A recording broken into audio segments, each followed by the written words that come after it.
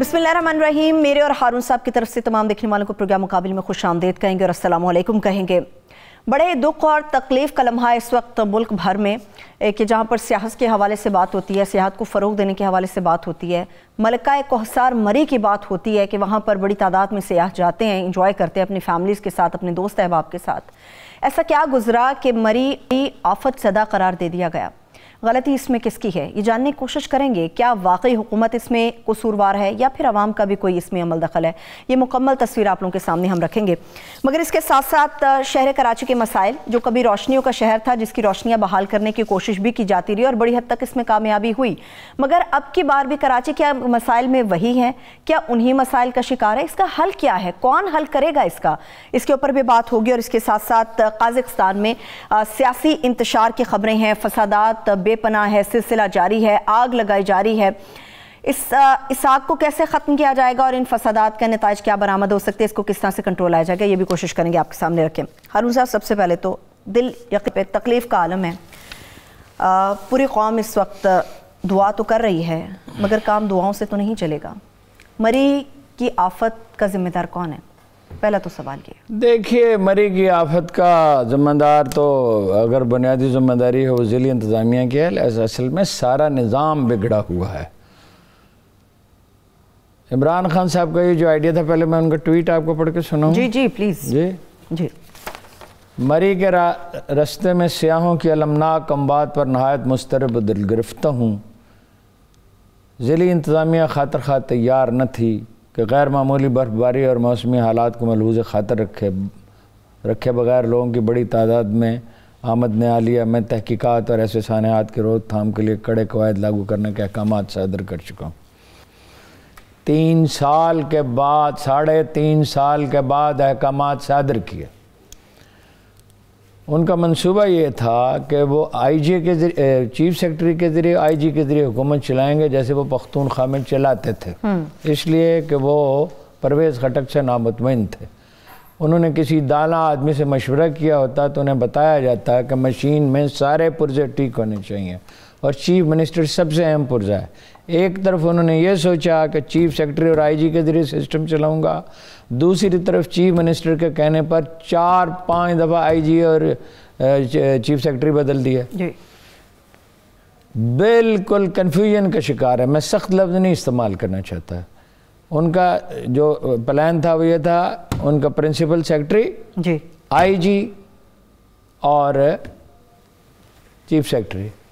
बात यह है, चीफ मिनिस्टर का हाल तो ये है जो ज़्यादा से ज़्यादा एक स्कूल टीचर जितनी अहलियत रखता है किसी के गांव में। चीफ मिनिस्टर का हाल तो ये है कि आज के दिन भी वो 2.5 घंटे एक ऐसी मीटिंग में बैठा रहा जिसमें ये बात ज़ेर बहस ही नहीं आई, और जिस मीटिंग में वो गया, जहाँ इस पर गुफ्तगू हुई, वो थोड़ी देर के बाद उठ के चला गया। वो फोकस कर ही नहीं सकता, उसकी ये सलाहियत ही नहीं है। शहबाज शरीफ के ज़माने में बर्फ़बारी से पहले मीटिंग होती थी, हालांकि ऐसी बर्फ़बारी तो नहीं होती थी, ये तो इत्तफ़ाक़न बहुत गैर मामूली वाक़या हो गया ना। एक मीटिंग होती थी, उसमें उसूल तय कर लिए जाते। शहबाज शरीफ क्या है? शहबाज शरीफ not a great administrator, centralise किया हुआ था चीज़ों को, करप्ट भी अल्लाह का फजल करम से बेपनाह है। परवेज़ इलाही ने भी नुक्तेचीनी की है, इससे नज़रअंदाज़ा। मेरी उनसे बात तो नहीं हो सकी, मैं चेक भी नहीं कर सका, उनके दौर में भी कोई मीटिंग होती होगी। और परवेज़ इलाही के ज़माने में तो एडमिनिस्ट्रेशन शहबाज शरीफ से भी बेहतर थी। फ़र्क ये है कि उसको ताली बजवाने का शौक़ कम था। शौक़ तो था ताली बजवाने का, हर एक को होता है, और चौधरी परवेज़ इलाही को भी कम नहीं है, लेकिन शहबाज शरीफ जितना नहीं। शहबाज शरीफ की तो टॉप प्रायोरिटी थी ताली बजवाना और फोटोशूट। इमरान खान साहब की भी टॉप वाहिद प्रायोरिटी ताली बजवाना, वाहिद प्रायोरिटी ताली बजवाना। काम बड़े किए उन्होंने, लेकिन ताली बजवाने के लिए काम के अपने तकाजे होते हैं। अब देखिए क्या हुआ। आपका क्या ख्याल है कि पाकिस्तान एक ऐसा मुल्क है जो इस सूरत हाल से निमट नहीं सकता? आपकी इत्तला के लिए अर्ज़ है, मैंने ताज़ा तरीन चेक नहीं किया, लेकिन जब तक हफीज़ साहब महकमा मौसमियात के सरबराह थे, मैं उनसे राब्ते में रहता था, दुनिया के 8, गौर से सुनिएगा, दुनिया के 8 बेहतरीन महकमा मौसमियात में से एक पाकिस्तान का महकमा मौसमियात था। अब क्या है मुझे मालूम नहीं। 5 अक्टूबर का ज़लज़ला आया, हफीज़ साहब अपने घर से निकले, انہوں نے کھمبے بجلی کے کھمبے کو ٹیڑھا ہوتے ہوئے دیکھا، یعنی جب وہ دفتر جا رہے تھے تو انہوں نے دیکھا کہ وہ ٹیڑھا ہو رہا ہے۔ اچھا 12 منٹ کے اندر وہ اطلاع دے چکے تھے، نہیں میرے خیال دفتر تو نہیں جا رہے تھے، تو ذرا ارلی آیا تھا، وہ مارکیٹ جا رہے ہوں گے، سودا سیلف لینے کے لیے جا رہے ہیں۔ 12 منٹ کے اندر انہوں نے سب سے پہلے پرائم منسٹر کو بتایا، پھر پریزیڈنٹ ہاؤس کو بتایا، پھر کیبنٹ ڈویژن کو بتایا، اسٹیبلشمنٹ ڈویژن کو بتایا، چیف منسٹرز کو بتایا، تمام لوگوں کو، سارے چاروں چیف منسٹر کو اطلاع دی، اور دفتر پہنچے تو ہی واز مینٹلی پریپیئرڈ کہ ایک بہت بڑا حادثہ ہو چکا ہے۔ اس وقت جو پشاور کے کور کمانڈر تھے انہوں نے علاقے کا چکر لگایا اور اعلان کیا کچھ نہیں، کوئی خاص نقصان نہیں ہوا۔ شیخ رشید صاحب جہاز میں بیٹھنے والے تھے، ان سے پوچھا اخبار میں سے، انہوں نے کہا کچھ نہیں ہوا، میں نے پتہ کر لیا، اور ملک سے باہر چلے گئے۔ یہ فرق ہوتا ہے ذمہ داری اور احساس غیر ذمہ داری کا اور احساس ذمہ داری کا۔ ہمارا محکمہ موسمیات کی جو تھی وہ استعداد کتنی تھی، صدر فاروق لغاری نے کہا میں شمالی علاقے میں جانا چاہتا ہوں، ان کو بتایا گیا کہ اتنے بج کے اتنے منٹ پہ آندھی آئے گی، ہیلی کاپٹر نہ اڑائیے گا۔ انہوں نے اڑایا، تجربہ کرنے کے لیے وہ وہاں تک پہنچے اور ذرا سے اڑایا، تو پھر انہوں نے ہنس کے کہا کہ حفیظ صاحب نے ٹھیک کہا تھا۔ میں نے شہباز شریف صاحب سے پوچھا آپ کو اطلاع تھی زلزلے کی؟ انہوں نے کہا نہیں تھی۔ اس کا مطلب یہ ہے کہ پرنسپل سیکرٹری کے پاس پڑی رہی اطلاع، ٹھیک ہے۔ شہباز شریف تو خیر کچھ متحرک ہوتے ہیں، دو گو دا ڈیول از ڈیو۔ ارباب رحیم سے میں نے پوچھا آپ کو اطلاع تھی؟ اچھا، یہ تو ان سے میں نے بعد میں پوچھا۔ ارباب رحیم گیا شوکت عزیز کے پاس کہ مجھے بر وقت اطلاع نہیں دی۔ انہوں نے کہا فیکس نکالی، حفیظ صاحب نے کہا یہ ہے فیکس، اطلاع زبانی بھی دی، تحریری طور پہ بھی دی۔ اچھا، حفیظ صاحب کو ساتھ لے کے شوکت عزیز کراچی گئے، ارباب رحیم کو بلایا اور معاملہ سارٹ آؤٹ کیا۔ یہ واضح ہو گیا کہ انہوں نے بر وقت اطلاع دی۔ اب کیا ہوا؟ اب بھی این ڈی ایم اے نے کہا کہ ہم 3 دن سے نظر رکھے ہوئے تھے، نیشنل ڈیزاسٹر مینجمنٹ اتھارٹی۔ آپ کا کام نظر رکھنا ہے، آپ کا کام تھا چیختے۔ جب آگ لگنے والی ہو، کسی ملک میں آگ لگ چکی ہو، اللہ نہ کرے کسی بلڈنگ کو، تو آدمی چیختے ہیں، نظر نہیں رکھتے، ٹھیک ہے۔ اگر اتنے متعدد واقعات کے باوجود اور اس واقعے کے باوجود عمران خان صاحب بزدار صاحب کو برقرار رکھنے پہ مصر ہیں، تو ان کی مرضی، وہ اپنی ضد پوری کر لیں، اور ایک کے بعد دوسری طرف دیکھیے، ایک ہے آسمانی آفت ہے، بجلیاں ہیں، زلزلے ہیں، قحط ہیں، آلام ہیں، کیسی کیسی دختران ہیں، مادر ایام ہیں، لیکن جو آپ کر سکتے ہیں وہ تو کریں۔ اتنا نقصان امریکہ میں کیوں نہیں ہوتا، جاپان میں کیوں نہیں ہوتا؟ مجھے ڈاکٹر شعیب سڈل نے بتایا کہ برف باری ہوئی، ٹرین لیٹ ہو گئی، کچھ اور چیزیں ہوئیں۔ جب ہم جاپان کے ریلوے اسٹیشن پہ اترے، یعنی جہاں سے چلے تھے وہاں سے فرض کیجئے ٹوکیو پہنچے، ہر ڈبے کے آگے ریلوے کے اہلکار کھڑے تھے، جو گاڑی لیٹ ہوئی تھی 1 گھنٹہ یا 2 گھنٹہ، اس کے حساب سے وہ پیسے دے رہے تھے ہر مسافر کو۔ انہوں نے مجھے بتایا کہ میں لندن سے آیا، میرے بچے کا کھلونا کھو گیا برطانوی ایئر لائن میں۔ میں نے برٹش ایئر لائن کے ہیڈ آفس کو خط لکھا کہ میرے بچے کا کھلونا کیسے کھو گیا، ہم نے تو آپ کے سپرد کیا تھا، آپ کی ذمہ داری تھی۔ انہوں نے جواب میں معذرت کی، کھلونا خرید کے واپس بھیجا اور اس سے بہتر کھلونا واپس بھیجا۔ یہ ہوتی ہے مینجمنٹ۔ مری کی جو انتظامیہ ہے پرلے درجے کی کرپٹ اور بحث ہے۔ میں ملا چیف سیکرٹری صاحب کا، آپ کو پتا ہے وہ میں ایشو جو ہے 4 مہینے اس کو پرسو کرتا رہا کہ 8 منزلہ بلڈنگ کیسے بن رہی ہے۔ ایک ایم این اے بنا رہا تھا، ایک ایم این اے بنا رہا تھا، اس کا فرنٹ مین بنا رہا تھا۔ میں نے سوچا کہ میں ٹی وی پہ بات کرتا ہوں، کالم لکھتا ہوں، خط کرتا، وہ اپنا میسیجز بھیجتا ہوں، کوئی جواب نہیں دیتا۔ ڈپٹی کمشنر فون ہی نہیں سن رہا تھا، کمشنر نے سنا، اے سی جو ہے مجھے چکمہ دے رہا تھا، سر کل گرا دیں گے، پرسوں گرا دیں گے، سر منڈے کو گرا دیں گے، سر جمعرات کو گرا دیں گے۔ میں جناب گیا چیف سیکرٹری کے پاس، ٹائم لے کے ان کی خدمت میں حاضر ہوا، اور بیٹھتے ہی میں نے یہ کہا کسی تمہید کے بغیر آپ کا ایسی کرپٹ ہے، اور وہاں 8 منزلہ بلڈنگ بن رہی ہے۔ انہوں نے مجھے جواب دیا 8 منزلہ بلڈنگ کی اجازت نہیں ہے, بیسمنٹ +2. اور آپ نے ٹھیک کہا ایسی کرپٹ ہے, آپ کے آنے سے پہلے میں اسے برطرف کر چکا ہوں, حالانکہ میری آپ کی بات نہیں ہوئی تھی, میں نے نیا AC لگایا ہے, وہ ٹھیک ہے. اس کے بعد سے وہ MN جو میرا ذاتی دوست ہے, گہرا ذاتی دوست ہے, اس کو ٹکٹ ملنے میں میرا حصہ ہے شاید سب سے زیادہ, وہ مجھے فون پہ فون کرتا ہے. میں نے ایک دفعہ اسے کہا, ایک فون سنا اور اس سے کہا مجھے فون نہ کیا کرو, میں ظلم کی حمایت نہیں کر سکتا. اس عورت کو دھکے دیے گئے, اس کا تمسخر اڑایا گیا, اس کا دروازہ توڑا گیا, اور یہ سب کچھ ہوتا رہا. پھر میں نے IG صاحب کو تلاش کیا, ان سے ملاقات تو نہ ہو سکی. انہوں نے کہا ڈونٹ یو وری, میں ابھی اس کو چیک کرتا ہوں. اگلے دن وہ پولیس افسر اس خاتون کی دہلیز پہ بیٹھا معافی مانگ رہا تھا. جب آپ کرنا چاہتے ہیں تو آپ کر لیتے ہیں, اور جب آپ بے حس ہو جائے, بے حسی ہے, بے حسی. ابھی کراچی پہ ہم بات کریں گے تو بتائیں گے. دیکھیے نقصان تو ہونا تھا. دوسری طرف ہے اتنی بے شعوری ہے, اتنی کم فہمی ہے. او بھائی اتنی برف گر رہی ہے, آپ 1 لاکھ گاڑیاں گئیں. کیپیسٹی تو 31-32 ہزار کی ہے. دیکھیے داخلی جو ہے جی کیپیسٹی کتنی ہے؟ 31 سے 32 ہزار گاڑیاں سے جا سکتی ہیں. گاڑیوں کی کیپیسٹی ہے.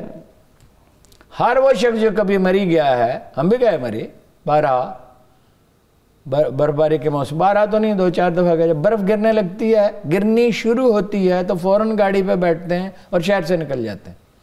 ادھر ہمارے لوگوں کا حال یہ ہے کہ برف گر رہی ہے, اطلاع دی جا رہی ہے کہ برف غیر معمولی طور پہ گر رہی ہے, اور مسیریں جانے کے لیے وہ راستے بند ہیں, تو بھی کہہ رہے ہیں کہ زیادتی ہے ہمارے ساتھ. اور جب سیاحوں کو روکا جاتا ہے تو مری کے جو تاجر ہیں وہ شور مچاتے ہیں, اب ہمارے رزق کا دروازہ بند کر رہے ہیں. 10-20-50 آدمی مر جائے, اس سے کیا فرق پڑتا ہے؟ ہارون صاحب آپ کی میری بات سنیں. اور صداقت عباسی صاحب کہتے ہیں کہ مری کے لوگوں نے بڑی مدد کی چند لوگوں نے, جنہوں نے کی, خدا انہیں خوش رکھے, اس کا اجر دے.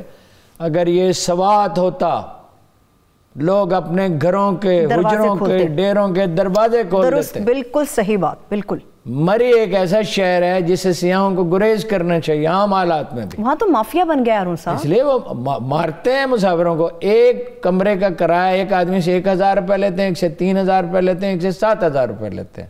ٹھیک ہے, کیا آپ جانتے ہیں ابھی صورتحال کیا ہے؟ کم سے کم 25,000 ایک رات کا, اور زیادہ سے زیادہ 40 سے 50,000 ایک رات کا. انہوں نے جی اتنے پیسے لیے جماعت اسلامی والوں نے, خدا ان کا بھلا کرے. میں نے وہ بلڈنگ دیکھی ہے, بچیوں کی تعلیم کے لیے ایک بلڈنگ ہے, وہ انہوں نے کھول دی, ہیٹر لگا دیے. اس میں کتنے آدمی سما سکتے ہیں, لیکن جتنے سما سکتے ہیں انہیں ہیٹر بھی لگائے, کھانے کا بھی بندوبست کیا. اور غالباً غزالی فاؤنڈیشن کا وہ ادارہ ہے, میں کوئی 20 سال پہلے وہاں گیا تھا.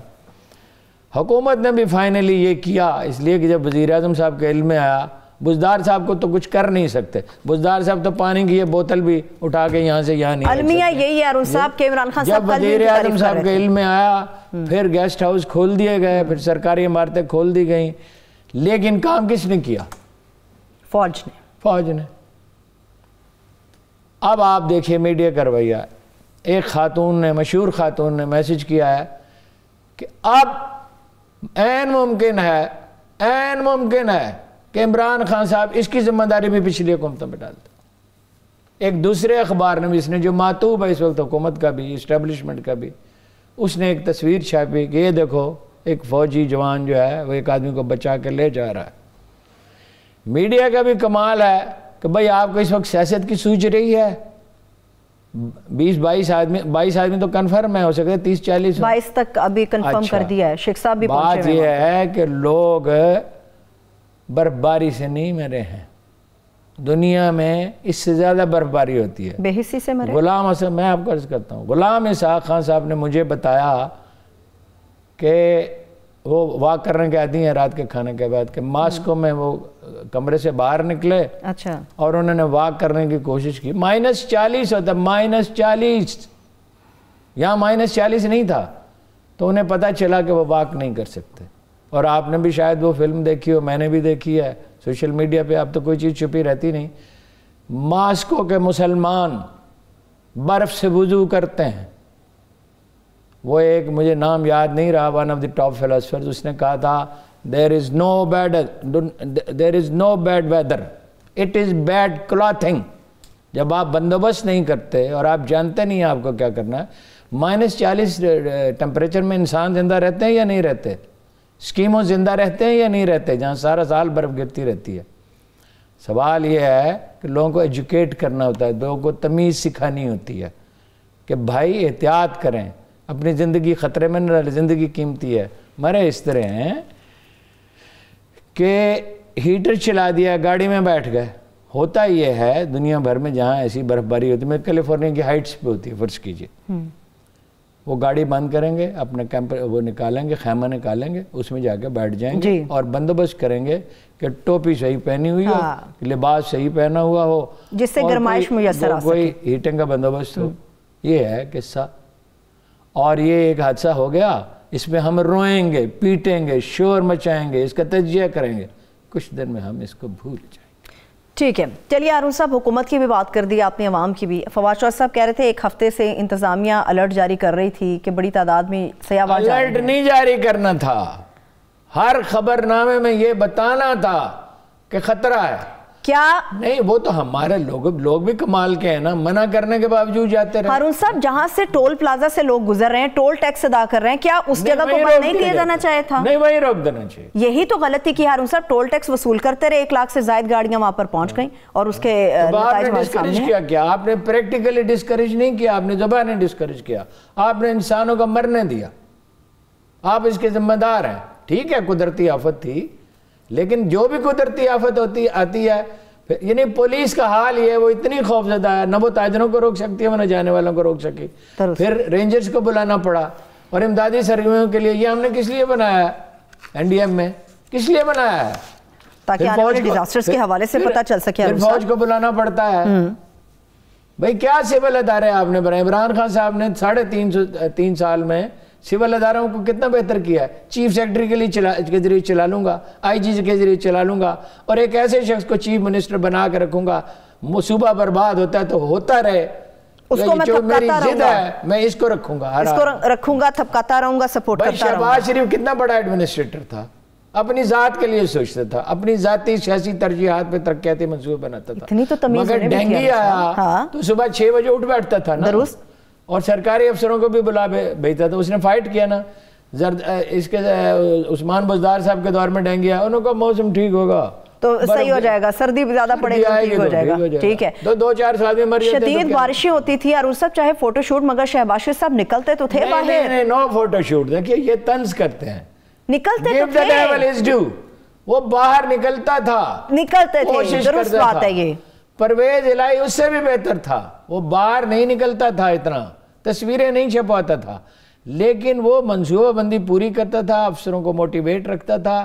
وہ 6 بجے کی بجائے 9 بجے میٹنگ بلاتا تھا, لیکن ان کو موٹیویٹڈ رکھتا تھا. وہ کہتا تھا بھئی جو ہو سکتا ہے کرو. اچھا بھئی کیا ہو سکتا ہے, آپ بتائیں کیا ہو سکتا ہے, آپ بتائیں کیا ہو سکتا ہے, اور جو کچھ ہو سکتا تھا وہ کرتا تھا. ٹھک ہے, اور حیرت کی بات یہ, عمران خان صاحب ابھی بھی سوچ رہے ہیں شہباز شریف کا بھی حال یہ تھا, سنیے, شہباز شریف کا بھی حال یہ تھا کہ he was told 100 ارب روپے چاہیے, سیوریج پرانا ہو چکا ہے. اب کراچی پہ میں آؤں گا تو میں آپ کو بتاؤں گا کہ کراچی کا سیوریج قیام پاکستان سے پہلے ڈالا گیا تھا, بہت سے 70-80 سال پرانا ہے.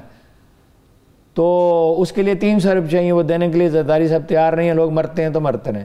شہباز شریف نے کہا میں 100 ارب روپے زمین کے نیچے نہیں دبا سکتا, یعنی لوگ مرتے ہیں تو مریں. آپ نے غور کیا؟ جی جی, شو آف ہونا چاہیے زمین کے نیچے. میں وہ چیز بناؤں گا جو نظر آتی ہو, شو آف ہونا چاہیے, جو سامنے نظر آتی ہو, جس پہ مجھے داد ملے, جس پہ مجھے ووٹ ملے.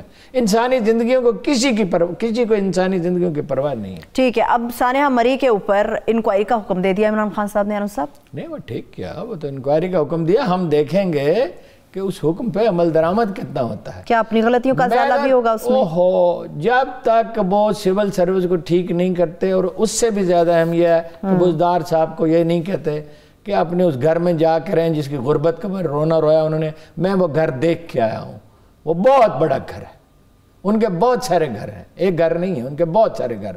وہ بہت بڑا گھر ہے, فارم ہاؤس ہے, اس میں عمرا رہتے ہیں. یہ بات غلط ہے کہ ان کے گھر میں بجلی نہیں, ان کے گھر میں وہ سولر پینل لگے ہوئے ہیں, اور اس گھر میں وہ رہتے نہیں ہیں. جس گھر کا حوالہ دیا گیا تھا اس میں بجلی نہیں ہے. ٹھیک ہے. ابھی ہارون صاحب وہاں پہ آپریشن تو جاری ہے, کیا ایکسپیکٹیشنز ہے, کوئی آپ کی بات ہو سکی ہے؟ مری کے حوالے سے بھی اعلان یہ ہے کہ اتوار تک کلیئر ہو جائے گا. میں نے اس سے کیا بات کرنی تھی, جہاں فوج پہنچ گئی, خاکی وردی والا وہاں جہاں چلا گیا, اس کے دل میں احساس بھی ہے, کچھ نہ کچھ اس کی ٹریننگ کی گئی ہے, اور وہ جواب دہ بھی بہت ہے. اگر وہ اپنا کام ٹھیک نہیں کرے گا, اس کو کان سے پکڑ کے نکال دیا جائے گا, وہ ڈیموٹ ہو سکتا ہے, اس کو پنشمنٹ مل سکتی ہے.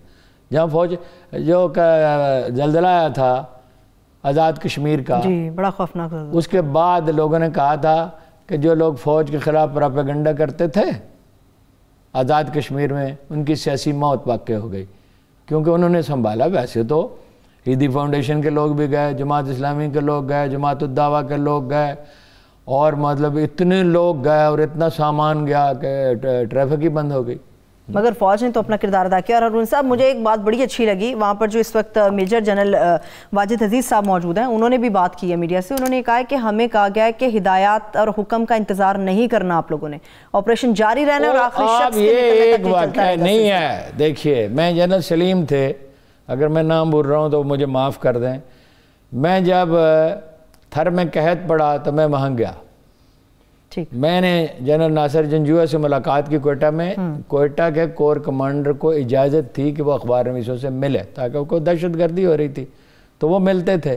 میں ان سے ملا, اور میں نے بلوچستان میں حالات بہت خراب تھے, بھتہ وصول کیا جا رہا تھا وغیرہ وغیرہ, لیکن جنرل ناصر جنجوعہ کے جانے کے بعد حالات بہتر ہونے شروع ہو گئے تھے, کیونکہ انہیں ہر شخص کو سینے سے لگایا, مسائل حل کرنے کی کوشش کی, ہر آدمی کی محنت سماجت کی, محبت کا اظہار کیا. اس کا نتیجہ ہی نکلا, اور جنرل جنجوعہ کی وجہ سے حالات بہتر ہونے شروع ہوئے. انہوں نے کہا آپ کہاں جا رہے ہو, واپس جا رہے ہو؟ میں نے کہا واپس کیسے میں جا سکتا ہوں, کراچی میں حالات اتنے خراب ہیں, انسان قتل ہو رہے ہیں, میں وہاں جا رہا ہوں جو اخبار نویس کا کام ہے. تو انہوں نے جنرل سلیم کو فون کیا کہ ہمارے بھائی آ رہے ہیں, بلکہ اس سے بھی زیادہ نرم الفاظ استعمال کیے, تو ان کے لیے تمام انتظامات کیے جائیں. یہ تو اس لیے آ رہے ہیں کہ بھئی تھر کو دیکھیں, اس پہ لکھیں, کچھ چیخو پکار کریں, کچھ مدد کرنے کی کوشش کریں. انہوں نے مجھے کہا کہ آپ میرے پاس ٹھہریں گے.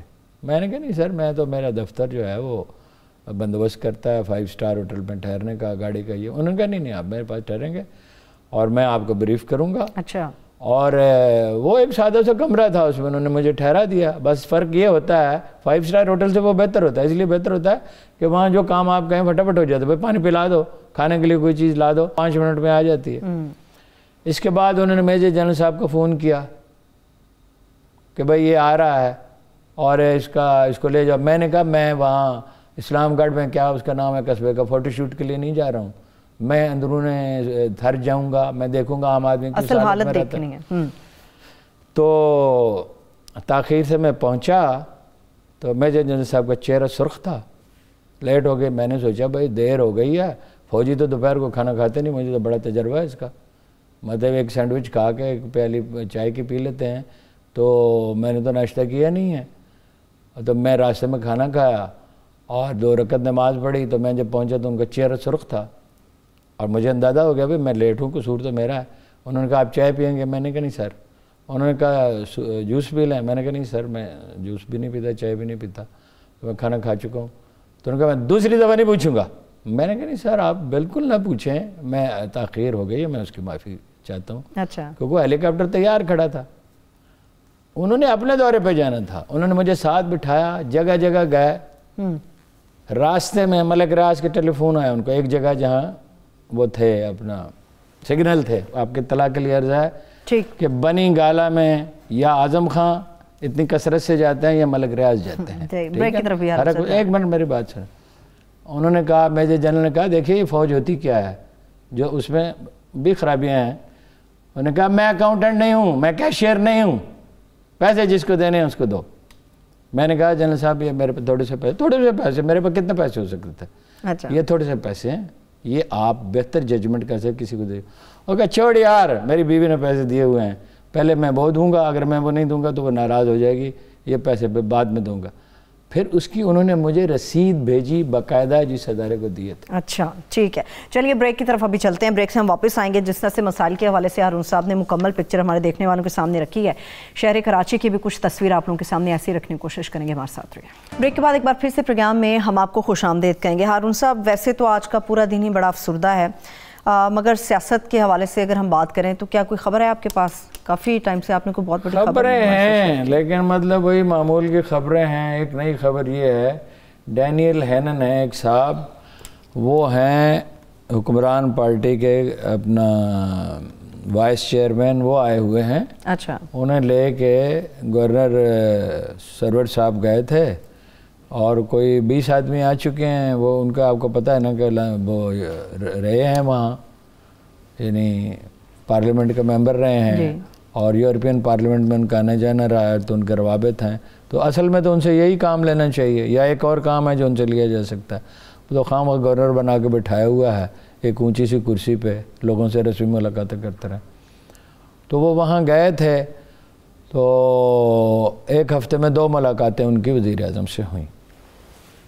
تو سرور صاحب میں 2 خوبیاں ہیں، باقی تو خیر ظاہر ہے وہ روایتی سیاستدان ہیں اور اپنی غرض کو ہی سوچتے ہیں، لیکن 2 خوبیاں ہیں۔ ایک تو یہ کہ وہ صاف صاف وزیر اعظم کو بتا دیتے ہیں، ٹھیک۔ ایک یہ کہ پہلے عرض کر چکا ہوں کہ تنقید برداشت کرنے کی ان میں بڑی صلاحیت ہے۔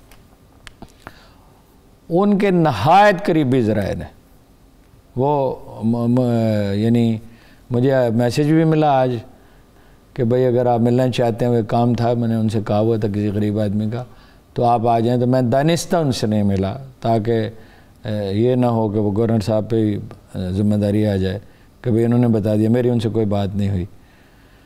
تو مگر مجھے تجسس ہوا کہ بھئی یہ بات کیا ہے؟ اچھا، یہ ڈینیل ہینن اور یہ وفد کے وفد آ رہے ہیں، چکر کیا ہے؟ یہ ٹریڈ انیشیٹو جو ہے وہاں اس کے بھی سربراہ ہیں اور ان کا بڑا اہم رول ہے۔ تو پھر اس میں کچھ معلومات ملیں، وہ روئے پیٹے ہیں وہ وزیر اعظم کے سامنے، اس کے باوجود کہ پی ٹی آئی کے دور میں سڑکوں کی لاگت کم ہے، یعنی مہنگائی زیادہ ہو گئی ہے، اس کے باوجود سڑکوں کی لاگت کم ہے، مگر جو سڑکیں خود پی ٹی آئی کے دور میں بنی ہیں وہ اس کے نقشے لے کے گئے، انہوں نے کہا یہ دگلے ٹوٹ گئی ہیں، یہ ہمارا ٹھیکیداری نظام ہے۔ یعنی جو پچھلے 3.5 سال اس میں بھی کچھ ٹوٹ گئی ہیں، اس کی وجہ ٹھیکیداری نظام ہے، اس کی وجہ ایک آدمی ہے، اس کا نام عثمان بزدار ہے، کیونکہ وہ تو مانیٹرنگ پہ یقین نہیں رکھتا اور اس کو کرپشن پہ ہرگز کوئی اعتراض نہیں ہے، بلکہ بیشتر لوگوں کو یقین ہے کہ وہ ملوث ہے جہاں موقع ملتا ہے۔ اس کا پرنسپل سیکرٹری بھی ملوث تھا، وہ ہمارے دباؤ کی وجہ سے، یعنی میڈیا کے دباؤ کی وجہ سے اس کو نکالنا پڑا، اور اب بھی اس کا عمل دخل ہے۔ پھر انہوں نے پیشکش کی وزیر اعظم کو، کیا کہ میں گورنری چھوڑتا ہوں، پارٹی کی تنظیم کرتا ہوں، اگر بزدار صاحب بیٹھے رہے تو الیکشن ہوا تو لڑ چکے ہم، بلدیاتی الیکشن بھی 2023 کا بھی، تو میں اس کے لیے جو ہے وہ میرا یہ خیال ہے، میرا اندازہ ہے کہ وہ خود بھی الیکشن لڑنا چاہتے ہیں اور ایک متحرک کردار ادا کرنا چاہتے ہیں۔ ویسے بھی وہ اس سے پہلے بھی کچھ ایسی خبریں عمر بھر وہ متحرک رہے ہیں۔ تو میں نے آپ کو یہ بتایا تھا، کوئی پچھلے ہفتے بتایا، اس سے پچھلے ہفتے کے تعلقات ان کے ٹھیک ہو چکے ہیں اور وہ ریزرویشنز ان کی ختم ہو چکی ہیں، لیکن اب عمران خان صاحب کا تو ایک مسئلہ ہے کہ عثمان بزدار میرا چہیتا بچہ ہے، اس کو ہر حال میں نے بچانا ہے، یہ میری ضد ہے، میں نے اپنی ضد پوری کرنی ہے، میں نے اپنی ایگو فیڈ کرنی ہے۔ تو چہیتے بچے کو عالم صاحب کہیں اور بھی تو اکوموڈیٹ کیا جا سکتا ہے، جیسے کئی وزراء عمران خان صاحب کے چہیتے ایک جگہ سے فٹ نہیں ہوئے تو دوسرے اس کو کہاں اکوموڈیٹ کریں گے؟ کہیں بھی کر دیں۔ دنیا کا کوئی کام مجھے بتائیں جو بزدار صاحب کرتا ہے، آپ بتائیں۔ میں یہ اس پروگرام کے دوران کوئی آدمی میسیج بھیج دے، بتا دے کہ کوئی کام ہے جو بزدار صاحب کر سکتے ہوں دنیا میں، اپنے کھیتوں کی نگرانی کر سکتے ہیں۔ وہ تو جب ٹاؤن کمیٹی کے چیئرمین تھے تو انہوں نے گھوسٹ ملازم رکھے ہوئے تھے، جعلی ملازم، ان کی تنخواہیں کھاتے تھے۔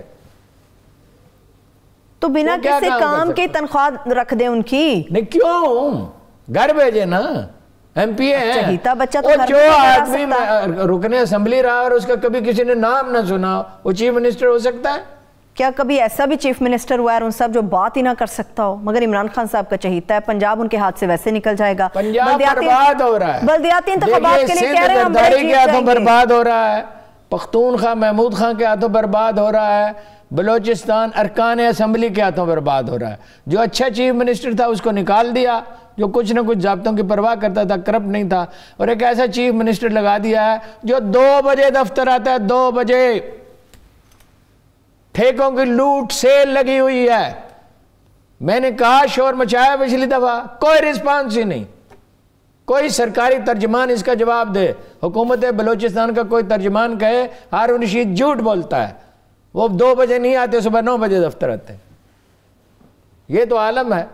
ٹھیک ہے, لیکن پھر بتائیے نا ہارون صاحب, جب عمران خان صاحب کی ہم اور عثمان بزدار صاحب کی بات کرتے ہیں تو عمران خان صاحب یہ کیوں نہیں کر لیتے کہ مطلب ایسے آپ نے اپنی زندگی کا بیشتر حصہ صحافت میں گزارا ہے, کبھی ایسا چیف منسٹر دیکھا ہے ہارون صاحب؟ میں نے اپنی زندگی کا بیشتر حصہ نہیں, اپنی پوری پریکٹیکل لائف جرنلزم میں بسر کیا ہے. کتنے عثمان بزدار دیکھے ہیں آپ نے؟ 3 years and 6 months. کتنے عثمان بزدار دیکھے؟ میں نے اپنی پوری زندگی میں پوری دنیا میں کہیں کوئی عثمان بزدار نہیں دیکھا. آپ کی صحافتی آنکھ کیا میں دنیا بھر میں گھومتا پھرتا رہا ہوں. میں افریقی ممالک میں گیا ہوں, میں سری لنکا گیا ہوں, میں نے سعودی عرب کے وہ نالائق لوگ دیکھے ہیں جن کے بارے میں کہا جاتا ہے کہ ان کی کارکردگی دنیا میں سب سے کم ہے. میں نے ایسا نالائق کوئی نہیں دیکھا. تو عمران خان صاحب یہ بات کیوں کرتے ہیں کہ وہ تشہیر نہیں ہوتی, دنیا کو پتہ چلے گا عثمان بزدار نے کیا کام کیا؟ ڈیوٹی لگائی ہوئی ہے کالمسٹوں کی. ایک کالمسٹ کی ڈیوٹی ہے وہ ہفتے میں 2 کالم زردہ یہ ثابت کرنے کے لیے لکھتا ہے کہ عثمان بزدار صاحب بہت کام کر رہے ہیں. مگر میں یہ کیسے ثابت کر سکتا ہوں کہ یہ جوس کی بوتل ہے؟ کس طرح ثابت کر سکتا ہوں کہ یہ جوس کی بوتل ہے؟ یہ پانی کی بوتل ہے. اچھا چلیے ہارون صاحب, کراچی کے مسائل کے اوپر بات کر لیتے ہیں. چلیے پی ٹی آئی یہاں تو جو کر رہی ہے سو کر رہی ہے, کراچی کے اندر کیا کر رہی ہے؟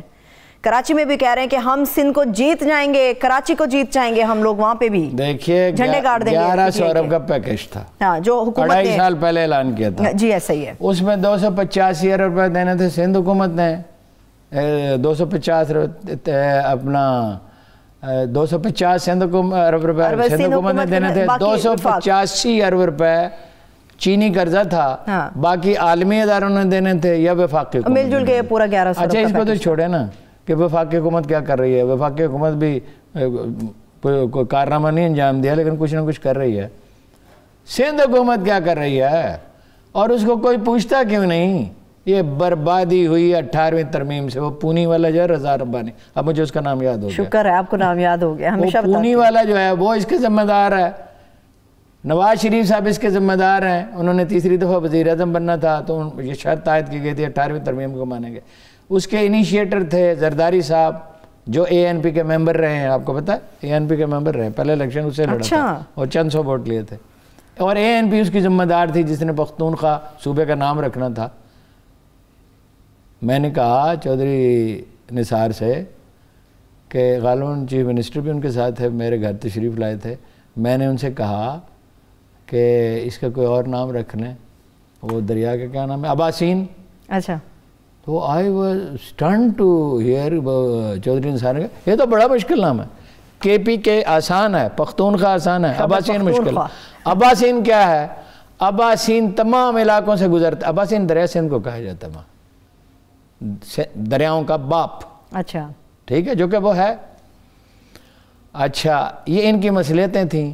پاکستان اب فیڈریشن نہیں ہے, پاکستان اب کنفیڈریشن ہے اور صوبوں کے پاس اتنے اختیار. یہ تو جو کچھ وہ کر رہے ہیں یعنی سینکڑوں ارب روپے رشوت کے انہوں نے مختلف لوگوں کے نام پہ اکاؤنٹس میں رکھے. زرداری صاحب نے اپنے ارد گرد کے سارے مکانوں پہ قبضہ کر لیا. قبضہ ہی کر لیا نا, جس قیمت پہ چاہ خریدا عزیر بلوچ کے ذریعے. 30,000 ایکڑ زمین کہا جاتا ہے انہوں نے خریدی. ان کی دبئی میں جائیدادیں ہیں, ان کی یورپ میں جائیدادیں ہیں, ان کی فرانس میں جائیدادیں ہیں, برطانیہ میں جائیدادیں ہیں. پوچھ کیوں نہیں سکتے ان سے؟ اس لیے نہیں پوچھ سکتے کہ اختیارات صوبوں کے پاس ہیں, مرکز کے پاس نہیں ہے. گورنر راج لگایا نہیں جا سکتا صوبائی اسمبلی کی مرضی کے بغیر, کچھ عرصے کے لیے لگایا جا سکتا ہے. اسٹیبلشمنٹ کی مجبوری یہ ہے کہ 2 ماز نہیں کھولنا چاہتی. اسٹیبلشمنٹ کا نقطہ نظر یہ ہے کہ انڈیا سے ملے ہوئے ہیں نواز شریف صاحب, انٹرنیشنل اسٹیبلشمنٹ سے ملے ہوئے ہیں. پہلے ان سے تو نمٹ لیں, کسی طرح جو یہ نقصان پہنچا سکتے ہیں اس سے تو ملک کو بچا لیں. اس لیے نہ وہ عمران خان صاحب کو بھائی, وہ میں نے پوچھا ایک دفعہ بڑے بھائی صاحب سے, اچھا محکمہ زراعت والوں سے, کہ آپ انہیں مشورہ نہیں دیتے کہ کوئی کمپیٹنٹ چیف منسٹر رکھ لیں؟ انہوں نے کہا ہم نے مشورہ دیا تھا. مشورہ ہی دے سکتے ہیں نا, وہ منتخب وزیر اعظم ہے, ہم کیا کر سکتے ہیں؟ میں نے کہا ذرا اصرار کرتے. انہوں نے کہا ایک کام ہم نہیں کر سکتے کہ آسمان سے ایک فرشتہ اتار کے لائیں اور وہ جا کے ان سے کہے کہ اللہ تعالیٰ نے مجھے کہا ہے کہ اس کو بدل دیں. شارٹ آف دیٹ ہم مؤدبانہ طور پہ شائستگی سے جو کچھ کر سکتے کیا. دیکھیے پیپلز پارٹی کو کھلی چھٹی ملی ہوئی ہے، جو مرضی کرے. زرداری خاندان کو پیپلز پارٹی کیا ہے؟ آپ کو یاد ہے، آپ نے وہ کلپ دیکھا تھا، ایک آدمی نے کہا سائیں میں نے آپ کو ووٹ دیا تھا، اس نے کہا میں تمہارے ووٹ پہ فلاں کرتا ہوں. جی جی ٹھیک ہے جی. پولیس ان کی ہے، انتظامیہ ان کی ہے، تمام لوگ جو بھرتی کیے جاتے ہیں وہ اس نقطہ نظر سے بھرتی کیے جاتے ہیں یہ ہمیں ووٹ دیں گے بھی، دلائیں گے بھی.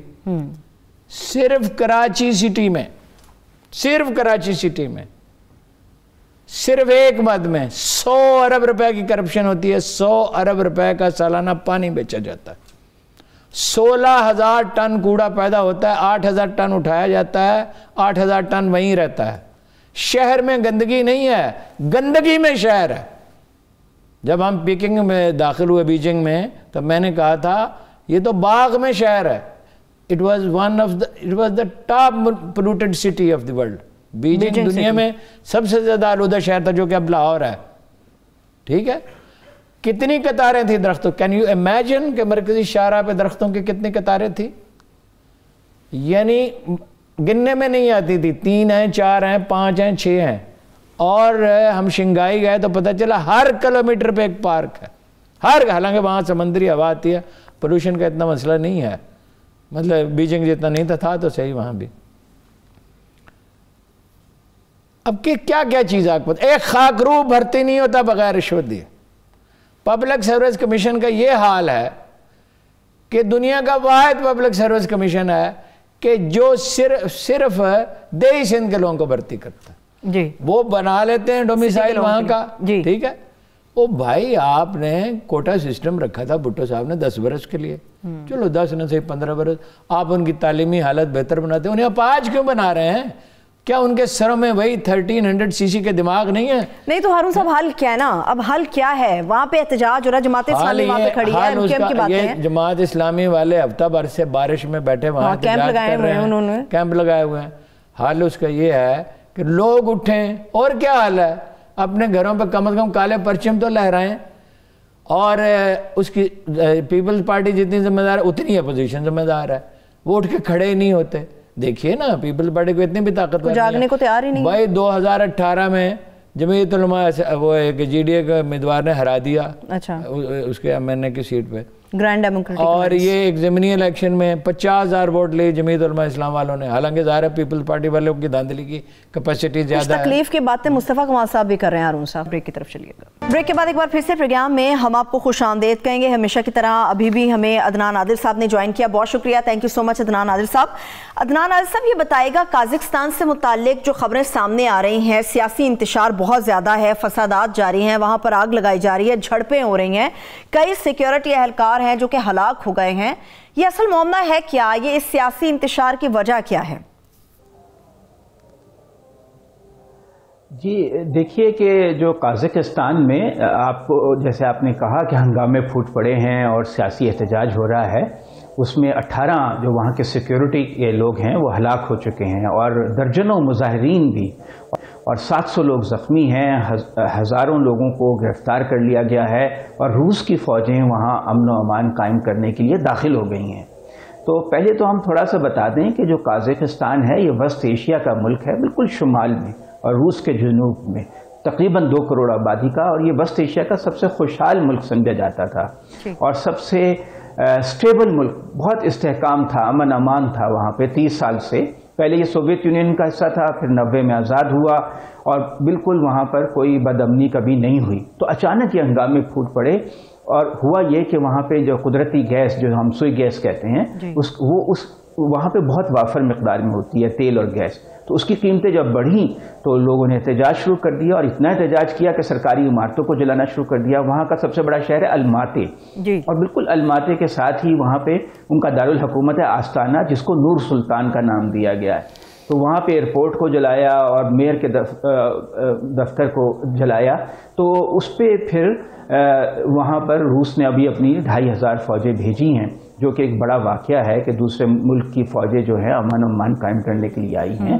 مظاہرین اصل میں یہ چاہتے ہیں، شروع تو انہوں نے کیا تھا مہنگائی کے خلاف، اور پھر حکومت نے وہ تیل کی اور گیس کی قیمتیں واپس کم بھی کر دی اور بھی کچھ رعایتیں دیں، سبسڈی دی راشن وغیرہ پہ. لیکن وہ مہنگائی سے جو لوگوں کو ایک ٹریگر ملا، وہ ان کی اور شکایتیں بھی پھر جو ہیں وہ سامنے آ گئیں. وہ کہتے ہیں یہ آمرانہ طرز حکومت بدلا جائے، جمہوریت لائی جائے.